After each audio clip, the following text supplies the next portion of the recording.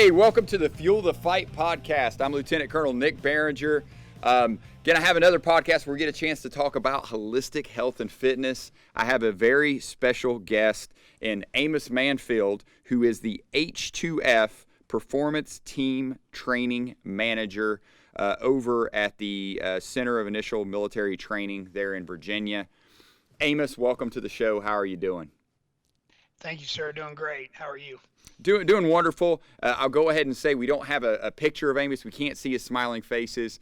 Little technical difficulty this morning, but we're going to work through it. And the most important thing is you're getting this content that's the real thing and why we're doing this. Can you talk a little bit about your role in H2F, Amos? Sure.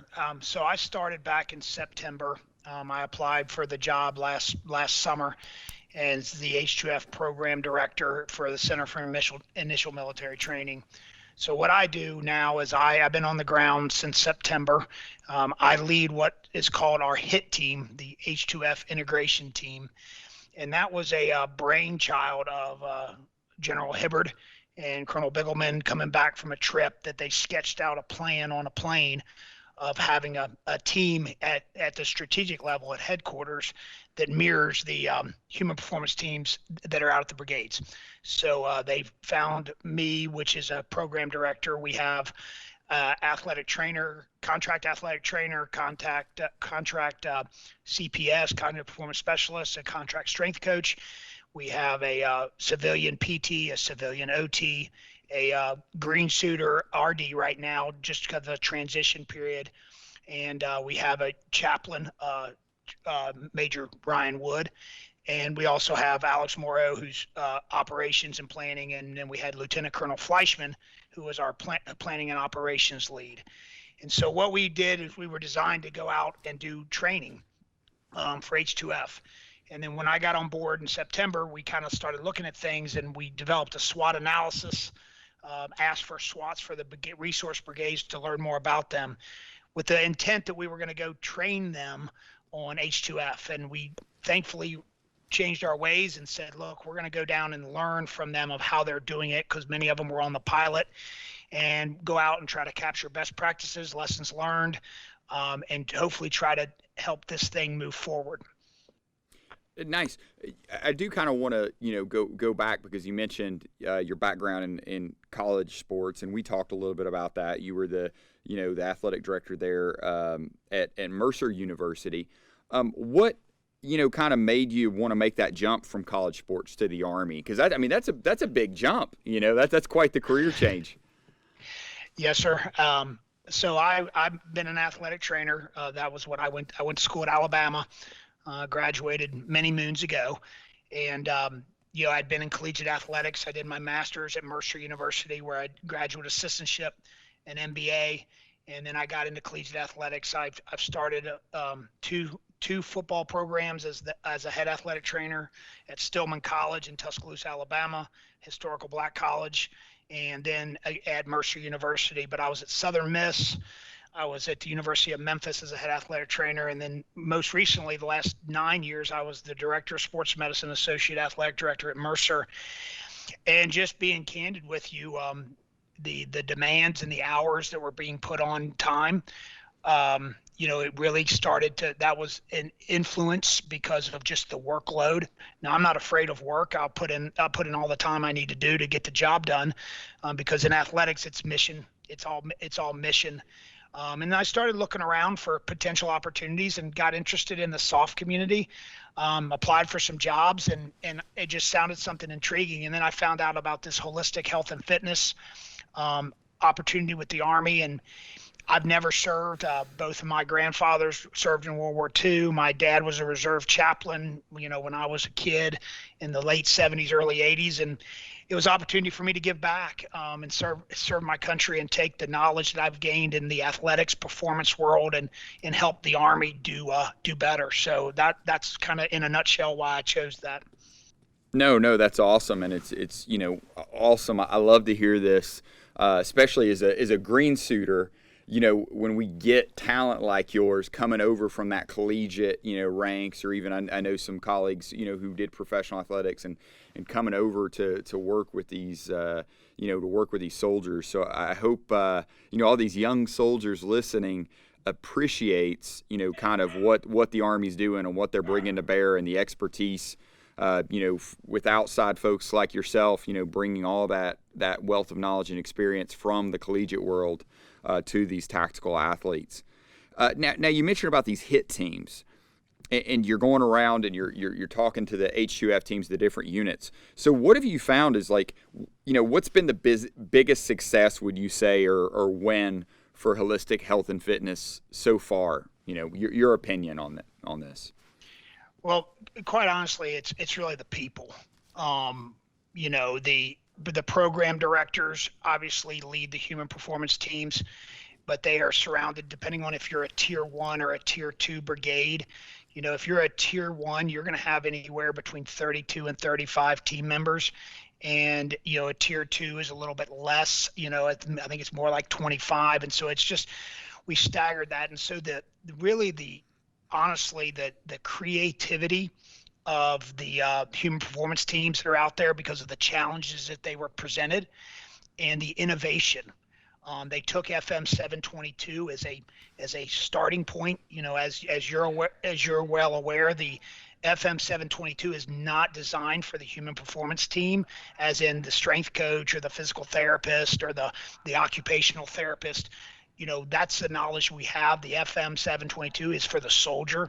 And so the creativity with these human performance teams to create this, a little bit of the train the trainer model, to be able to take experts in strength and conditioning, experts in occupational therapy, cognitive performance, to develop educational programming at the brigade level, and a resource, especially the engagement with the healthcare providers that are in the footprint. That's also a wonderful advantage to these human performance teams, because now the soldier is able to walk into their brigade footprint and can be assessed by an athletic trainer for a musculoskeletal injury, can consult with a physical therapist about rehabilitating a back, can meet with an occupational therapist about trouble with sleeping or mental focus or activities of daily living, like life skill challenges, can meet with a cognitive performance about, hey, I'm preparing for a board or a test and I'm having some test anxiety, and can meet with that cognitive performance. All this team is in the footprint. And what the big selling point is it's their team. We've talked with brigade commanders, and that's what's really, when we talk about the performance model, we stress the importance of, this is your H2F team.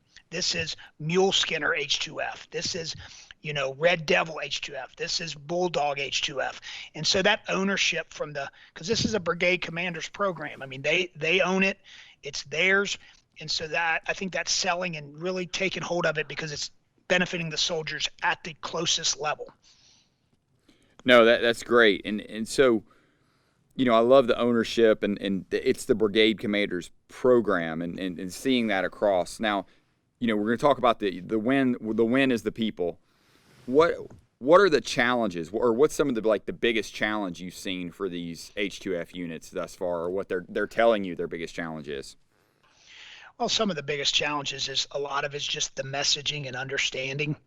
This is the H2F system is a soldier-led, expert advised program. We put these human performance teams in the footprint to be able to provide resources to the soldiers, and just understanding that that we need to be able to utilize these teams. And as the op tempo, the battle rhythm for soldiers and their duties in the day, that protected time of PRT in the morning from 06 to 08, roughly, depending on the installation. Those are challenges, because we want this human performance team to be utilized throughout the day, throughout the duty day, to be able to have not only sick call and reconditioning, PRT, and different things and P3T and different things that the brigade H2F teams are handling, but also having classes and education, because this is a performance model. It's not intended necessarily to be a treatment model, a medical treatment, but we do have those medical assets there, so we are able to triage and manage. But the biggest challenge is just for the brigade commander and to understand that the team, to maximally use them, we want to use them throughout the day from 06 to 1700, that we can have classes, we can have education, we can have engagements with the human performance team and the soldiers. To only use the human performance team from 0600 to 0800 every day, we're not using them, we're not maximizing their efficiency.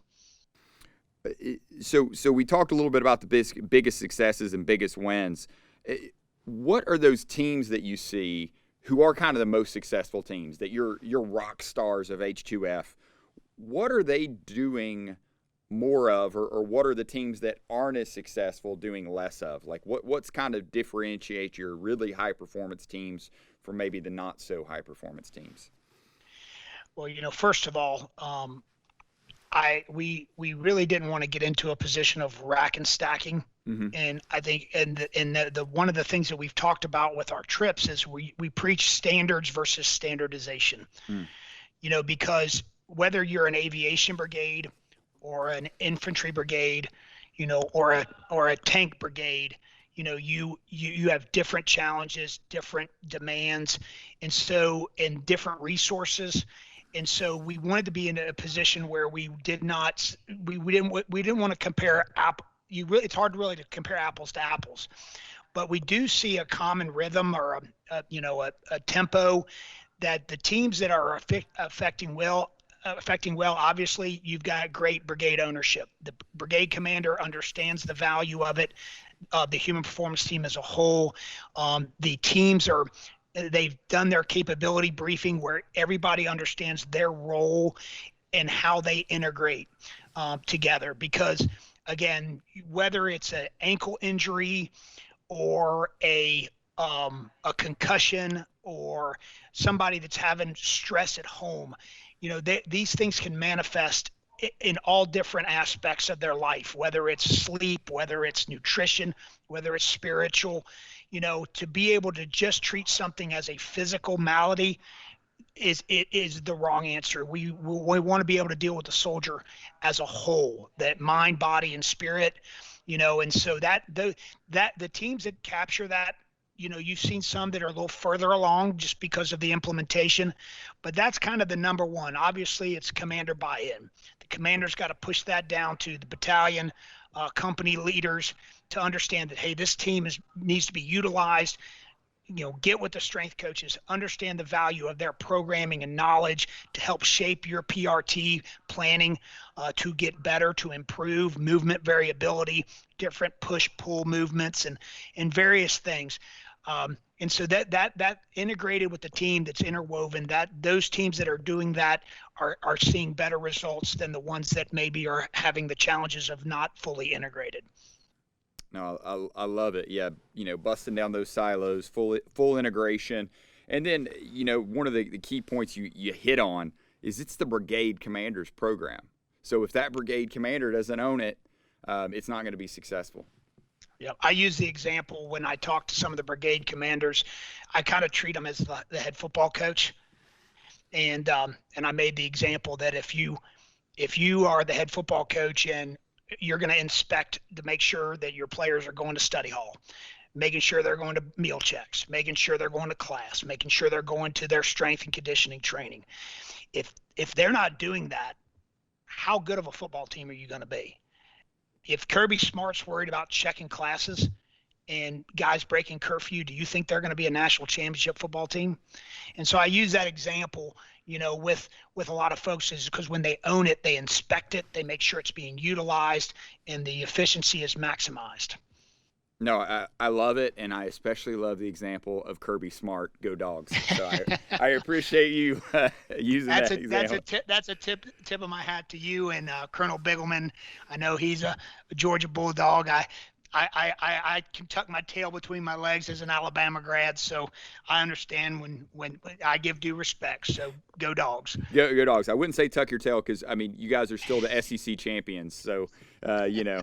Uh, so outside of FM 7-22, because you talked and made a great point. I don't know if people fully understand, is like that's the manual for the, for the soldier.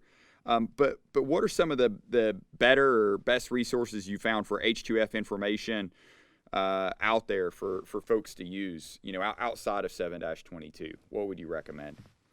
Well, I know USARIUM and Champ does a lot of podcasting and information. We had the VA Whole Health come in and talk at Industry Day to our program directors. What's interesting is the Army, as you know, is a huge employer. It has, tons of resources. But I think what happens is I think things get, like you said, a little siloed, and to be able to synergize of how things work together and flow. And as I mentioned, when I've met with the brigades and the human performance teams, it's like, look, this is not, one brigade versus another. We're all on the same team. So the sharing of resources, that's something that General Klein, RCG at CIMT, he has pushed us is to find ways to collaborate with the H2F program directors and where's a central hub, to be able to constantly disseminate information and push information out. So we want to be able to share from a strategic level where we are at CIMT and our HIT team. Our goal is really to kind of push this information out, gather it, find lessons learned, best practices, and share those with the enterprise, and utilize the full strength and breadth of all the United States Army military resources, as well as our other resources with the Navy or the Air Force, and looking at POTIF and different things. And so always, if you're going to run a performance model, you're always trying to build a better mousetrap. You're always reevaluating it almost on a daily, weekly, is how can we do it better? How can we be more efficient and effective? So hopefully I answered that question. No, that's great. And I like it because the overall theme I got from that is, there's no, hey, read FM 7-22 and you're good, or read this and you're good. It's a journey. You're constantly learning. You're constantly, looking for that next, best thing and best practices. And I really like too that you mentioned, the outside the organization, preservation of the force and family, looking at SOCOM. Hey, what is SOCOM doing? What is the Navy doing? I know that the Air Force, I was just at a dietitian event this past week, and I was shocked at how many dietitians now are in the Air Force, because now they've pushed the performance model to their aviators. So they used to have it for their special operations pipelines. They had a strength coach, ATC, performance dietitian there, but I wasn't even tracking that now for their F-15 or 16 pilots. I'm not good at aircraft, but they're high-speed pilots, all like that. Now they're incorporating these high-performance teams early on because they're seeing a benefit even for kind of the cognitive athlete. So no, I think that's great.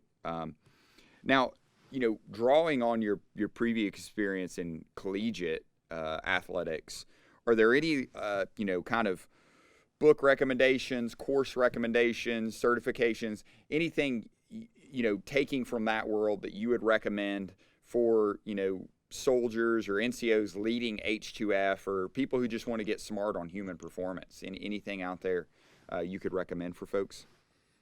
Well, first of all, I would encourage, if you have a resource brigade, if you are part of a resource brigade, obviously you have SMEs, within your team.